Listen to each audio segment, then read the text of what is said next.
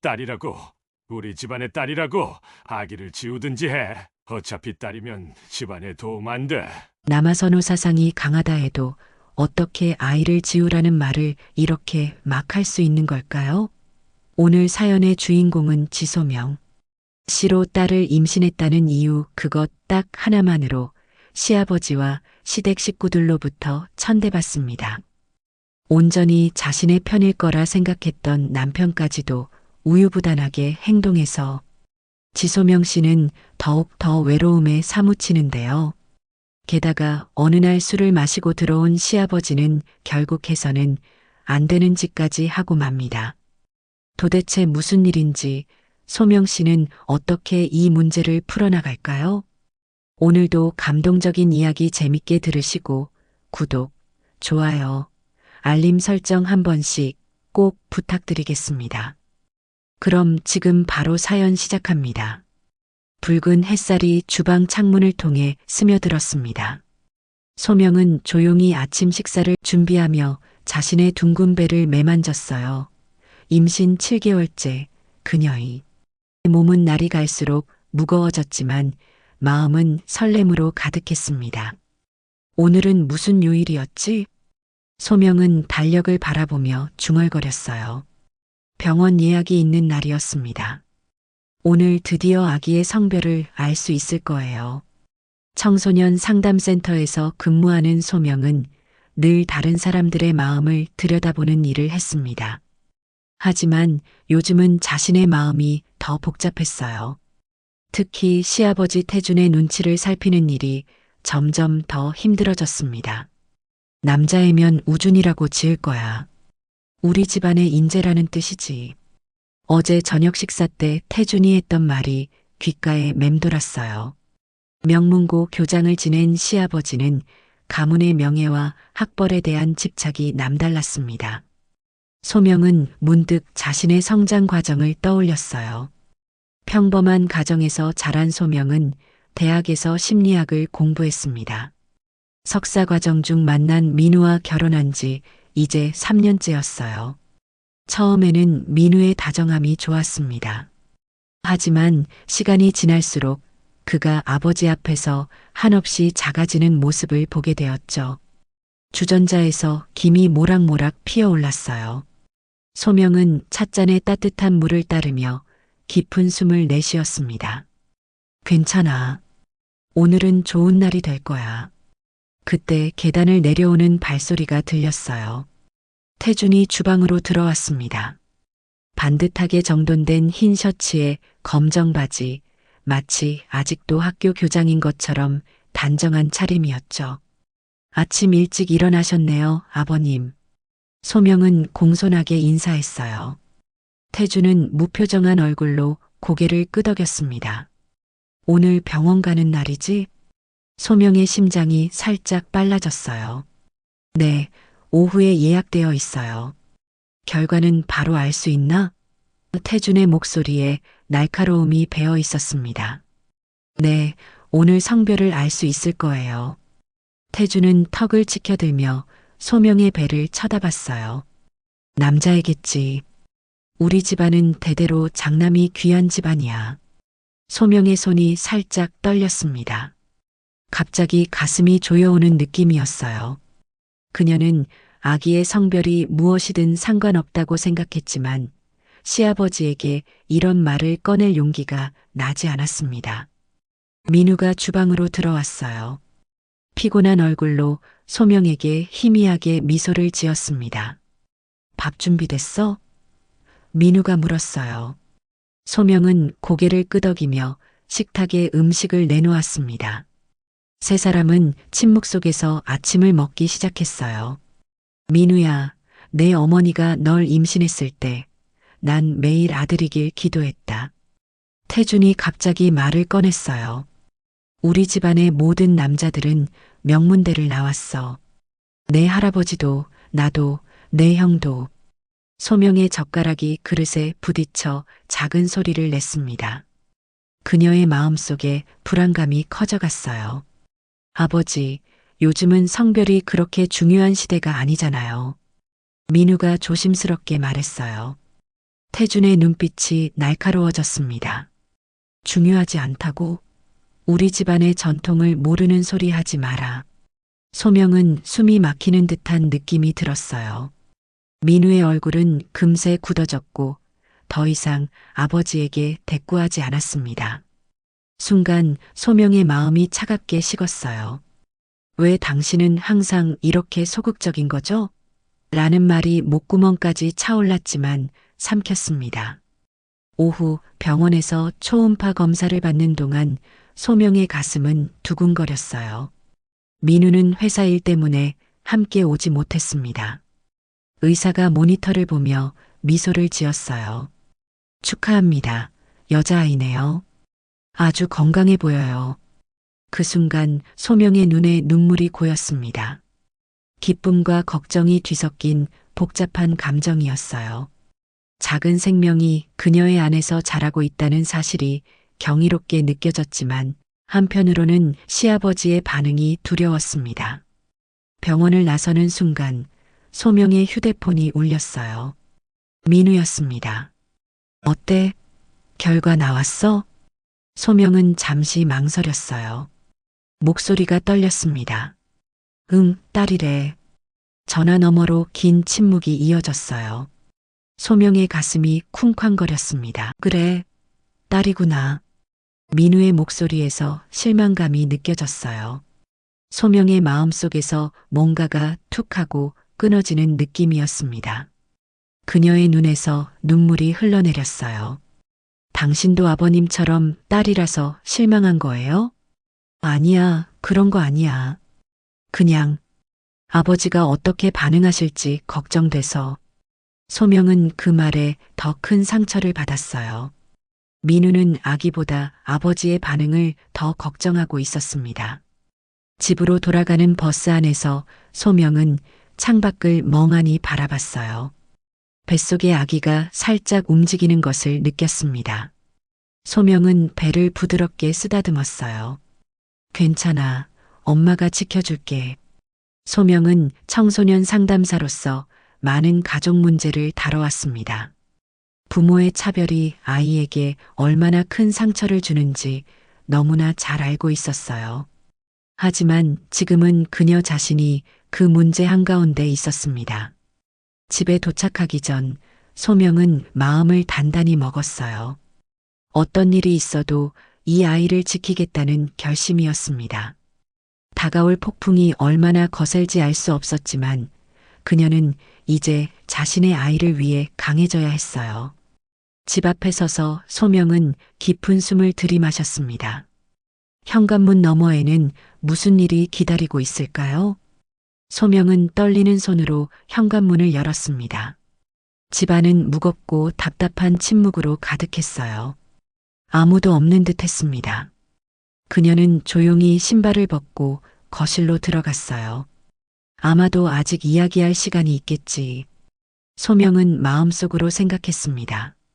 주방에서 물 한 잔을 마시고 있을 때 갑자기 현관문이 열리는 소리가 들렸어요. 민우가 먼저 들어오고 그 뒤로 태준이 따라 들어왔습니다. 소명의 심장이 빠르게 뛰기 시작했어요. 태준의 걸음걸이가 평소와 달리 불안정해 보였습니다. 아버님 오셨어요. 소명은 공손하게 인사했지만 태준은 그녀를 무시한 채 거실로 향했어요. 민우가 소명에게 다가와 작은 목소리로 말했습니다. 아버지가 친구들과 술을 좀 드셨어. 내가 모시고 왔어. 소명은 민우의 눈을 바라봤어요. 그의 표정에서 불안감이 느껴졌습니다. 소명의 가슴이 조여왔어요. 결과 말씀드렸어요? 소명이 떨리는 목소리로 물었습니다. 민우는 고개를 저었어요. 아직 적절한 때를 찾고 있었어. 거실에서 갑자기 태준의 목소리가 들렸습니다. 야, 민우야. 물 좀 가져와라. 민우는 재빨리 주방으로 가서 물을 따랐어요. 소명은 잠시 망설이다가 민우를 따라 거실로 갔습니다.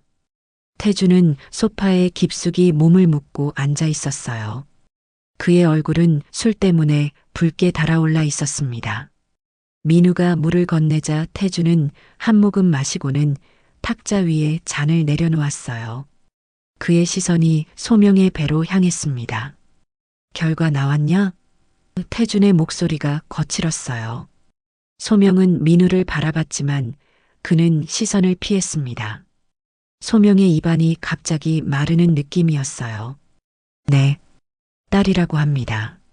소명의 목소리가 작게 떨렸습니다. 순간 방 안의 공기가 얼어붙는 것 같았어요. 태준의 눈빛이 날카롭게 변했습니다. 그는 천천히 일어나 소명 앞에 섰어요. 뭐라고? 태준의 목소리가 위협적으로 낮아졌습니다. 소명은 본능적으로 한 걸음 물러섰어요. 태준의 눈에서 분노가 번쩍였습니다. 딸이라고? 우리 집안의 딸이라고? 태준의 목소리가 점점 커졌어요.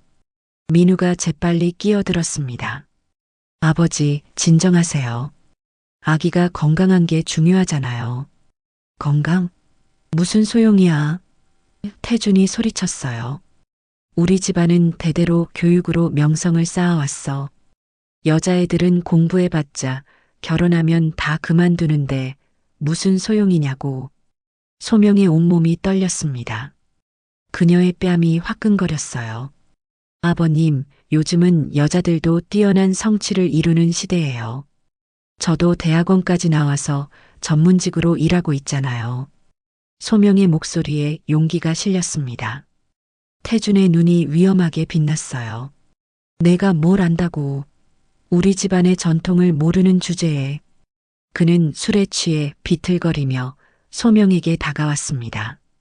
민우가 아버지의 팔을 잡으려 했지만 태준은 그를 밀쳐냈어요. 아기를 지우든지 해. 어차피 딸이면 집안에 도움 안 돼. 태준의 말이 날카로운 칼처럼 소명의 가슴을 찔렀습니다. 그런 말씀은 소명이 항의하려는 순간 태준이 그녀를 향해 손을 뻗었어요. 모든 일이 순식간에 일어났습니다. 태준이 소명을 밀치자 그녀는 균형을 잃고 뒤로 넘어졌어요. 등이 소파 모서리에 세게 부딪혔습니다. 으악! 소명의 비명이 집안을 가득 채웠어요. 민우가 황급히 다가왔습니다. 소명아, 괜찮아? 소명은 배를 감싸 안고 통증에 신음했어요. 갑자기 아랫배가 바늘로 찌르는 것처럼 아팠습니다. 그녀의 눈에서 눈물이 흘러내렸어요. 옆집에서 누군가 벽을 두드렸습니다. 무슨 일이에요? 괜찮으세요? 태주는 그제야 정신을 차린 듯 뒤로 물러섰어요. 그의 얼굴에 혼란스러운 표정이 스쳤습니다. 민우는 재빨리 휴대폰을 꺼내 119에 전화했어요. 여보세요? 제 아내가 임신 중인데 넘어져서. 네, 7개월이에요. 빨리 와주세요. 소명은 통증으로 인해 제대로 생각할 수 없었습니다. 머릿속이 하얗게 변했어요. 아기, 우리 아기. 그녀의 마음은 공포로 가득 찼습니다. 구급차가 도착하기까지의 시간이 영원처럼 느껴졌어요. 소명은 민우의 부축을 받으며 구급차에 올랐습니다. 태주는 집 앞에 서서 멍한 표정으로 그들을 바라보고 있었어요. 병원에 도착한 소명은 즉시 응급실로 이송되었습니다. 의사들이 분주하게 움직이며 검사를 진행했어요. 소명은 모든 것이 꿈처럼 느껴졌습니다. 아기는 괜찮을까요? 소명이 떨리는 목소리로 물었어요. 의사가 초음파 검사를 마치고 안심시키는 미소를 지었습니다. 다행히 태아에게 큰 이상은 없어요. 하지만 절대 안정이 필요합니다. 조산의 위험이 있으니 며칠간 입원하셔야 해요. 소명의 긴장된 몸이 조금 풀어졌지만 마음은 여전히 무거웠어요. 그녀는 병실 침대에 누워 천장을 바라봤습니다. 민우가 조용히 병실로 들어왔어요. 아버지가 많이 후회하고 계셔. 민우가 조심스럽게 말했습니다. 소명은 대답하지 않았어요. 그녀의 마음속에서는 분노와 슬픔, 배신감이 뒤엉켜 있었습니다. 아버지가 원래 그런 분이 아니셔. 술 때문에 민우가 변명하듯 말했어요. 소명의 눈에서 뜨거운 눈물이 흘러내렸습니다. 그런 분이라니 임신한 사람을 밀치고 아이를 지우라고 했어요. 민우는 한숨을 내쉬었어요. 그게 아버지 세대는 그런 생각이 있으셔서. 소명은 민우의 눈을 똑바로 쳐다봤습니다. 당신도 아버님처럼 딸이라 실망했어요? 아니야. 난 정말 우리 아이가 건강하기만 하면 돼. 민우가 급하게 말했지만 그의 눈빛은 확신이 없어 보였어요. 소명은 고개를 돌려 창밖을 바라봤습니다.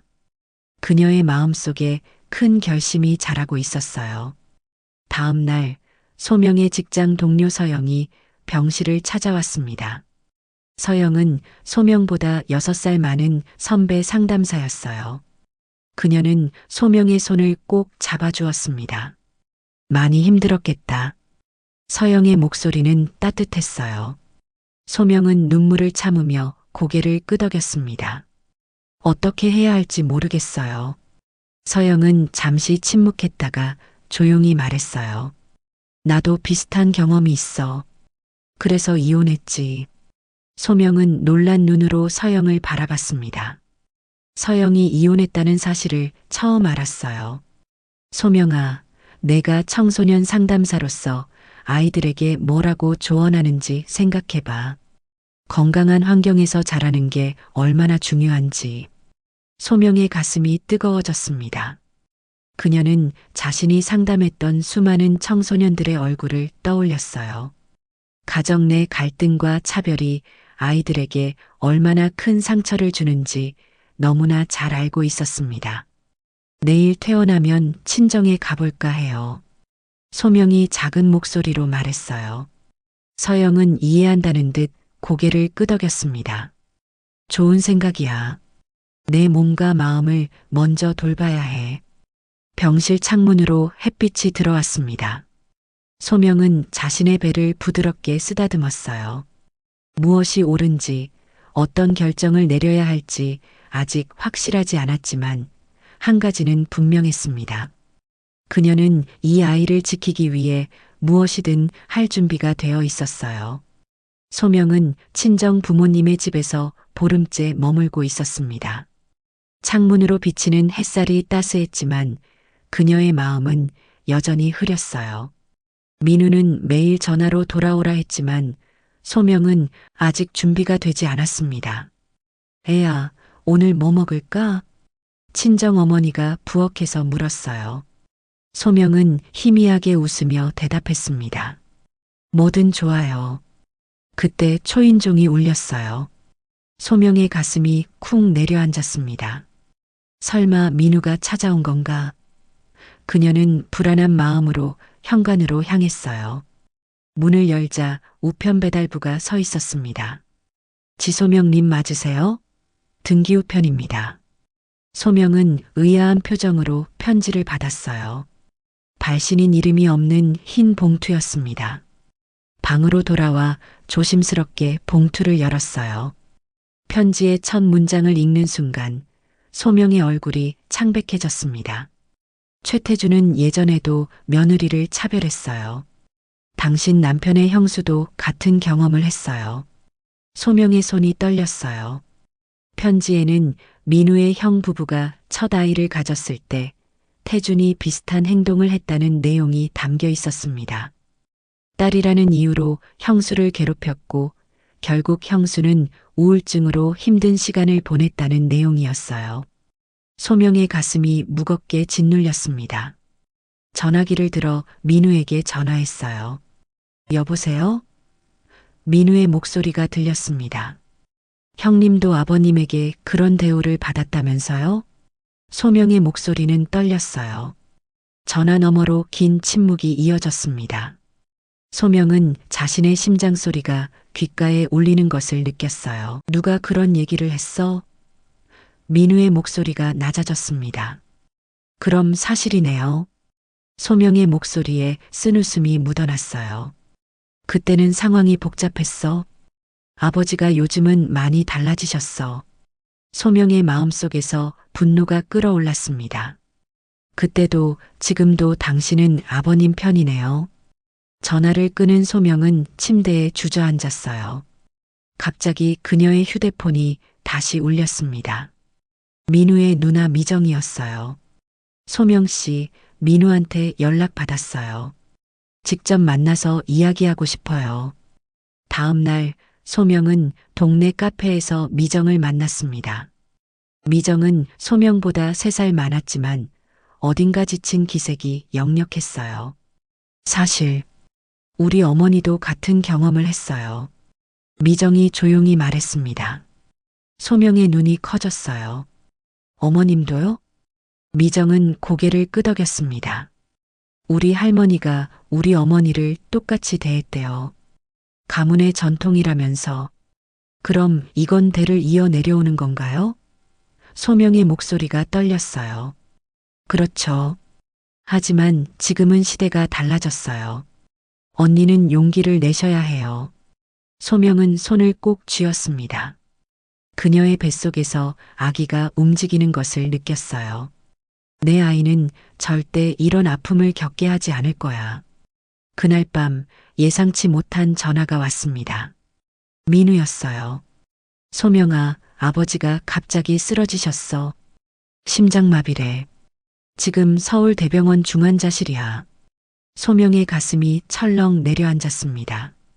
아무리 미워도 사람의 생명이 위태롭다는 소식은 충격적이었어요. 많이 위험하신가요? 소명이 조심스럽게 물었습니다. 상태가 안정되긴 했는데. 소명아, 내가 왔으면 해. 아버지가 널 찾으셔. 소명은 망설였지만 다음 날 서울로 올라갔어요. 병실 앞에 서자 가슴이 두근거렸습니다. 문을 열고 들어가니 태준이 산소 마스크를 쓴 채 누워 있었어요. 민우가 옆에서 지키고 있었습니다. 아버지, 소명이 왔어요. 민우가 말했어요. 태준이 천천히 눈을 떴습니다. 그의 눈빛이 흐려 보였어요. 소명은 조심스럽게 침대 옆으로 다가갔습니다. 아버님, 많이 편찮으세요? 소명이 공손하게 인사했어요. 태준은 잠시 소명을 바라보더니 힘겹게 말했습니다. 이런 일로 병나다니 내가 약해졌어. 소명은 그가 자신의 잘못을 인정할 기미가 없음을 깨달았어요. 그녀의 마음속 기대가 무너져 내렸습니다. 사흘 뒤 태준의 상태가 호전되어 일반 병실로 옮겨졌어요. 소명은 민우와 함께 병실을 찾았습니다. 태준은 이전보다 얼굴색이 좋아 보였어요. 아버님, 오늘은 좀 어떠세요? 소명이 물었습니다. 태준은 잠시 침묵하더니 갑자기 말했어요. 변호사 불러서 유언장 바꿀 거야. 민우가 놀란 표정으로 물었습니다. 갑자기 무슨 말씀이세요? 딸에게는 재산을 물려주지 말라고 쓸 거야. 우리 집안 전통이야. 소명의 온몸에 소름이 돋았어요. 그녀는 민우의 얼굴을 쳐다봤지만 그는 어색하게 웃으며 말했습니다. 아버지, 아직 몸이 약하신데 그런 얘기는. 소명은 더 이상 참을 수 없었어요. 아버님, 제가 중요한 건 아이의 건강이에요. 재산 같은 건 내가 뭘 알아? 태준이 소리쳤습니다. 갑자기 기침이 터져 나왔고 그의 얼굴이 붉게 변했어요. 간호사가 급히 들어와 상황을 살폈습니다. 환자분이 흥분하시면 안 됩니다. 잠시 면회는 중단해 주세요. 소명은 병실을 나오며 무거운 한숨을 내쉬었어요. 그녀의 결정이 더욱 굳어졌습니다. 그로부터 일주일 뒤 소명은 갑작스러운 진통을 느꼈어요. 예정일보다 한 달 정도 이른 출산이었습니다. 민우가 황급히 그녀를 병원으로 데려갔어요. 너무 일찍 온 거 아닐까? 아기가 괜찮을까? 소명은 불안한 마음에 눈물을 흘렸습니다. 분만실에서 긴 시간 고통을 겪은 끝에 소명은 마침내 작은 여자아이를 출산했어요. 의사는 아기가 작긴 하지만 건강하다고 말했습니다. 이름은 뭐라고 지을 거예요? 간호사가 물었어요. 소명은 잠시 생각하더니 대답했습니다. 소율이라고 해요. 깨끗한 별이라는 뜻이에요. 소명은 작은 소율을 품에 안으며 눈물을 흘렸어요. 그녀는 이 작은 생명이 어떤 환경에서 자라야 할지 깊이 고민했습니다. 태주는 퇴원 후에도 태도를 바꾸지 않았어요. 소율이를 본 그는 표정 하나 변하지 않고 말했습니다. 역시 여자애는 약해 보이는군. 소명은 그 말을 듣는 순간 마음속 결심이 확고해졌어요. 그녀는 소율이를 안전하고 건강한 환경에서 키우기 위해 무엇이든 할 준비가 되어 있었습니다. 이제는 진짜 결정을 내려야 할 때야. 소명은 소율이의 작은 손을 꼭 잡으며 생각했습니다. 그녀의 앞에는 어려운 선택이 기다리고 있었지만 소명의 눈빛은 이전과 달리 단단하게 빛났어요. 소율이가 태어난 지 한 달이 지났습니다. 소명은 아기를 품에 안고 창밖을 바라봤어요. 가을 하늘이 맑게 펼쳐져 있었지만 그녀의 마음은 여전히 흐렸습니다. 태주는 퇴원 후 변호사를 불러 실제로 유언장을 수정했어요. 민우가 소명에게 조심스럽게 알려준 내용은 충격적이었습니다. 소율이에게는 재산을 물려주지 말라는 내용이 추가됐어. 소명은 그 말을 듣는 순간 온몸에 힘이 빠졌어요. 아무리 시아버지가 고집스럽다고 해도 갓 태어난 손녀에게 이런 차별을 하다니 믿기 힘들었습니다. 그날 오후 미정이 소명의 집을 방문했어요. 그녀는 소율이를 안아보며 미소 지었습니다. 정말 예쁜 아기네요. 소명 씨를 닮았어요. 소명은 희미하게 웃었어요. 언니, 저 이제 정말 모르겠어요. 어떻게 해야 할지. 미정은 소율이를 침대에 조심스럽게 눕히고 소명 옆에 앉았습니다. 그녀의 눈빛이 진지해졌어요. 사실, 더 말하고 싶은 게 있어요. 미정의 목소리가 떨렸습니다. 소명은 미정의 표정에서 무언가 심각한 것을 직감했어요. 그녀의 가슴이 갑자기 조여들었습니다. 우리 할머니도 우리 어머니를 똑같이 대했다고 제가 말했었죠? 그리고 어머니는 미정이 말을 이었어요. 어머니는 우울증으로 오랫동안 고생하셨어요. 우리가 어릴 때부터요. 소명의 눈이 커졌습니다. 정말요? 네. 할머니가 여자는 가문을 빛낼 수 없다며 어머니를 항상 무시했어요.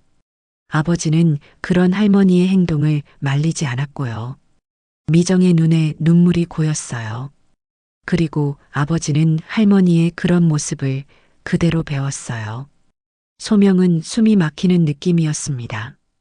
이것은 단순한 개인의 성격 문제가 아니었어요.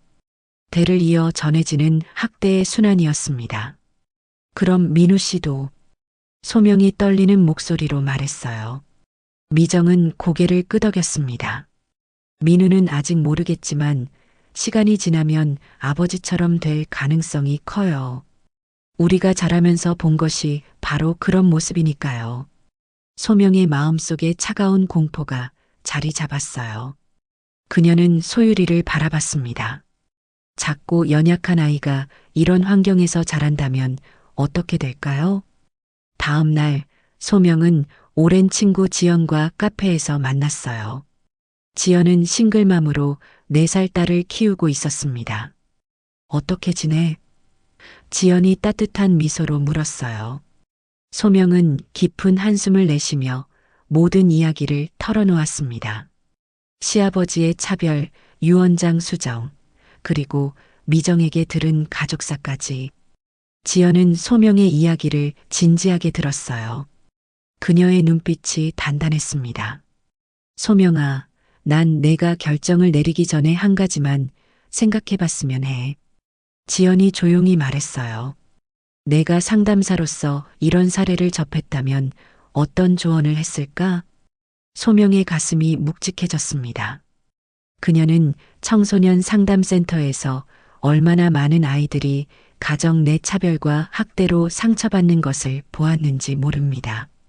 아마도 아이를 위한 안전한 환경을 만들어야 한다고 했겠죠. 소명의 목소리가 작아졌어요. 그래. 지연이 고개를 끄덕였습니다. 소율이를 위해서라도 건강한 환경에서 키우는 게 중요해. 이혼이 무조건 나쁜 것도 아니야. 소명은 자신의 손을 내려다봤어요. 결혼 반지가 손가락에서 묵직하게 느껴졌습니다. 혼자서 아이를 키우는 게 정말 힘들지 않아? 소명이 물었어요. 지연의 눈에 잠시 슬픔이 스쳤지만 곧 결연한 표정으로 바뀌었습니다. 물론 힘들어. 하지만 매일 아침 딸이 웃으며 일어나는 모습을 볼 때면 모든 게 가치 있다고 느껴. 소명은 고개를 끄덕였어요. 그녀의 마음속에서 결심이 단단하게 자라고 있었습니다. 집으로 돌아온 소명은 민우와 진지한 대화를 나누기로 했어요. 소율이가 잠든 후 두 사람은 거실에 마주 앉았습니다. 민우 씨, 저 이제 결정했어요. 소명의 목소리는 떨렸지만 단호했어요. 민우의 얼굴이 긴장으로 굳었습니다. 무슨 결정? 이혼하고 싶어요. 소명의 말에 방 안의 공기가 얼어붙는 것 같았어요. 민우는 벼락을 맞은 듯 창백해졌습니다. 왜? 내가 뭘 잘못했어? 소명은 깊은 숨을 들이마셨어요. 그동안 참아왔던 감정이 물 터지듯 쏟아져 나왔습니다. 당신은 아버님의 그런 행동을 막지 않았어요. 제가 밀려 넘어졌을 때도, 유언장을 바꾸셨을 때도 당신은 그저 지켜보기만 했어요. 민우의 눈에 눈물이 고였어요. 소명아, 제발 다시 생각해봐. 내가 바뀔게. 당신이 바뀌어도 아버님은 절대 바뀌지 않을 거예요. 소명의 목소리가 단단해졌습니다. 그런 환경에서 소율이가 자란다면 어떻게 될지 내가 직업적으로 너무 잘 알아요. 민우는 절망적인 표정으로 소명의 손을 잡으려 했지만 소명은 조금 물러섰어요. 소명아, 우리 가족이잖아. 어떻게? 가족이니까 더 중요한 거예요. 소명이 말을 끊었습니다. 소율이가 건강하게 자랄 환경을 만들어주는 게 제 책임이에요. 민우의 눈에서 눈물이 흘러내렸어요. 내가 정말 그렇게 나쁜 사람이었어? 소명은 잠시 망설였습니다. 그녀의 눈에도 눈물이 고였어요. 나쁜 사람이 아니라 우유부단한 사람이었어요. 하지만 아이에게는 그게 더 위험할 수 있어요. 그날 밤 소명은 잠들지 못했습니다. 창문을 통해 들어오는 달빛이 침대 위에 부드럽게 내려앉았어요. 그녀는 옆방에서 평화롭게 자고 있는 소율이를 생각했습니다. 내가 옳은 결정을 한 걸까? 소명의 마음은 여전히 흔들렸지만 그녀의 전문적 지식과 경험은 이것이 소율이를 위한 최선의 선택임을 말해주고 있었어요. 다음 날 아침 소명은 변호사를 만나기로 약속했습니다. 그녀는 소율이를 안전하게 품에 안고 출발 준비를 했어요. 문 앞에 서서 소명은 마지막으로 집을 둘러봤습니다.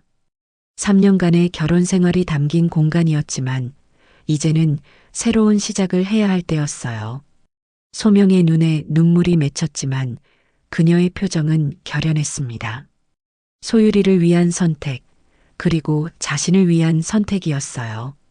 소명은 깊은 숨을 들이마시고 문을 열었습니다. 밝은 햇살이 그녀의 얼굴을 비추었어요. 앞으로의 길이 쉽지 않을 것임을 알고 있었지만 그녀의 발걸음은 어느 때보다 단단했습니다. 봄이 왔습니다. 소명의 작은 아파트 창가에 놓인 화분에 새싹이 돋아났어요.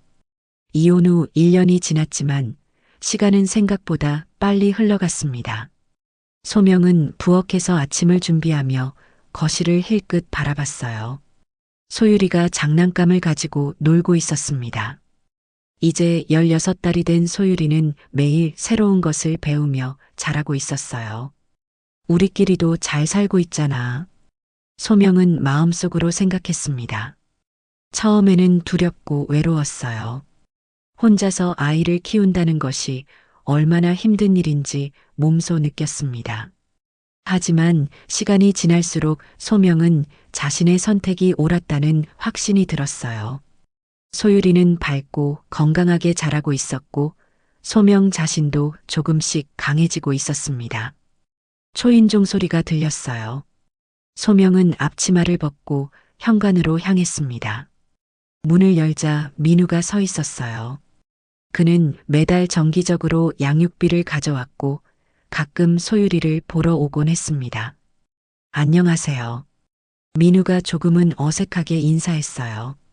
소명은 고개를 끄덕이며 그를 안으로 들였습니다.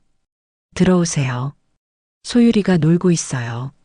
민우는 조심스럽게 신발을 벗고 거실로 들어갔어요. 소율이를 보자 그의 얼굴에 미소가 번졌습니다.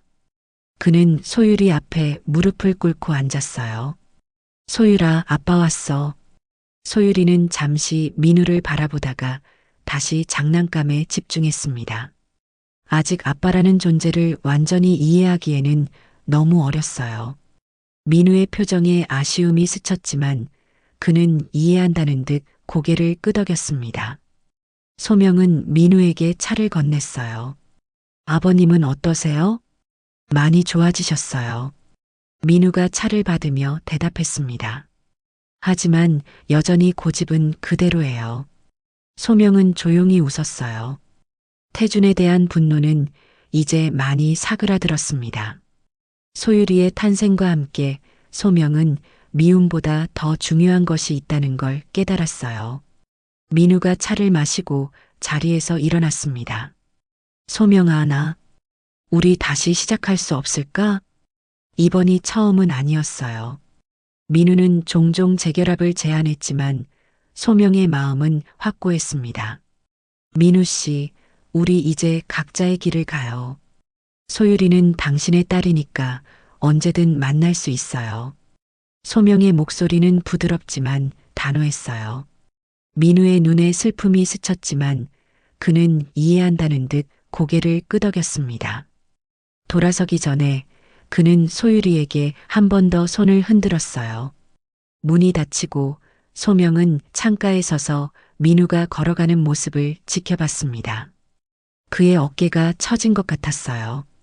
소명의 마음이 잠시 아팠지만 그녀는 자신의 결정이 옳았다는 것을 알고 있었습니다. 그날 오후 소명은 소율이를 안고 근처 공원으로 나갔어요. 따스한 봄 햇살이 두 사람을 감쌌습니다. 소명은 소율이를 그네에 태우며 생각에 잠겼어요. 내가 상담사로 일하면서 상처받은 아이들을 얼마나 많이 만났을까? 이제는 그 아이들을 더 깊이 이해할 수 있을 것 같아. 소명은 이혼 후에도 청소년 상담센터에서 계속 일했습니다.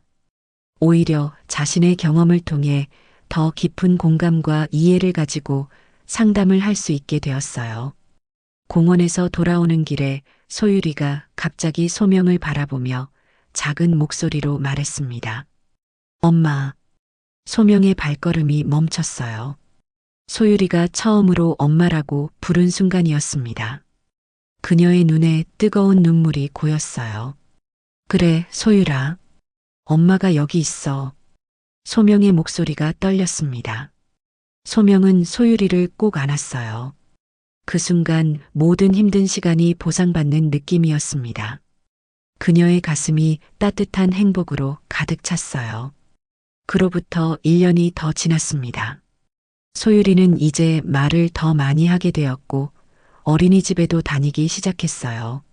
소명은 상담센터에서 승진하여 더 많은 책임을 맡게 되었습니다. 어느 날 소명은 센터에서 한 10대 소녀를 상담하고 있었어요. 소녀는 가족 내 차별로 힘들어하고 있었습니다. 선생님, 우리 할아버지는 남자애들만 좋아해요.